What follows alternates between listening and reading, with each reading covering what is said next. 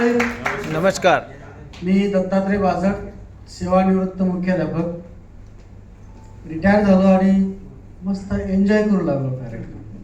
की आता आपल्याला काहीच करायचं नाही. खूप काम केलं, खूप कष्ट केले. आणि एक दिवस आमचे बंधू विजय बाजट सर घरी आले आणि दादा तुमच्यासाठी एक चांगलं काम आणलं.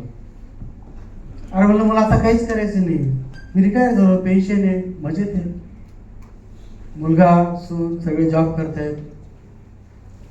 तर त्यांनी जेव्हा मला हा कन्सेप्ट सांगितला तेव्हा त्यातून मला दोन गोष्टी जाणवल्या. कारण 32 वर्ष मी ग्रामीणमध्ये काम केलं आणि ग्रामीण विद्यार्थ्याची एक खासियत आहे, आपल्या सगळ्यांना माहिती आहे, आपण त्यातले 95% लोक ग्रामीणमधलेच आहे. की ग्रामीणच्या विद्यार्थ्याला कालचं माहीत नसतं, आजचं समजत नाही, बरोबर. आणि पुन्हा पुन्हा शिकवायला शिक्षकाजवळ वेळ नाही.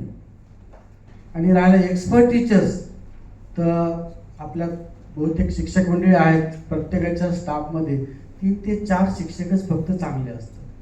बाकी कोणी मामाचा नातेवाईक, कोणी काकाचा नातेवाईक असतो. नुकसान होतं विद्यार्थ्यांचंच, बरोबर. तर ही गोष्ट मला परत जाणवली की यस, आपण जर या कन्सेप्टवर जर काम केलं तर आपल्यामुळं बरेच मुलं चांगल्या पद्धतीनं शिकू शकतील. आणि म्हणून मी परत यात भाग घेतला.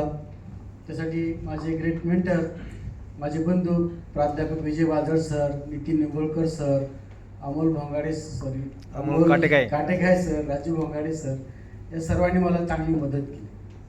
हा बिझनेस कसा करायचा त्यासाठी एक सुंदर उदाहरण सांगतो मी तुम्हाला. शिक्षक असल्यामुळे प्रश्न विचारणं माझा अधिकार आहे. एक 2000ची नोट पडलेली आहे आणि एक 500ची नोट पडलेली आहे. आपण कोणची नोट उचलणार? 2000ची कोण हात वर करा. बऱ्याच जणांनी सुरुवातीला 2000ची सांगितली. मला तेच उत्तर अपेक्षित होतं. मंडळी, 2000ची नोट चलनात आहे का? कशी काय उचलणार तुम्ही? बरोबर. ठीक आहे, आता आपण प्रश्न परत दुरुस्त करू. एक 500ची नोट पडली आणि एक 200ची नोट पडलेली, आपण कोणची घेणार? बिलकुल. तर या दोन्ही नोटा जर उचलायची तुमची तयारी आहे तर एज्युटेक मध्ये बी सगळ्या प्रॉडक्टवर काम करणं गरजेचं आहे. तोच फॉर्म्युला वापरायचा. आपली बरीचशी मंडळी म्हणते बुवा मी फक्त भगवद्गीतेवरच काम करतो, किंवा मी फक्त पुस्तकावर करीन किंवा न्यूट्रलाइटवर करीन. तर नाही, सगळ्या गोष्टीवर काम करायला सुरुवात करा.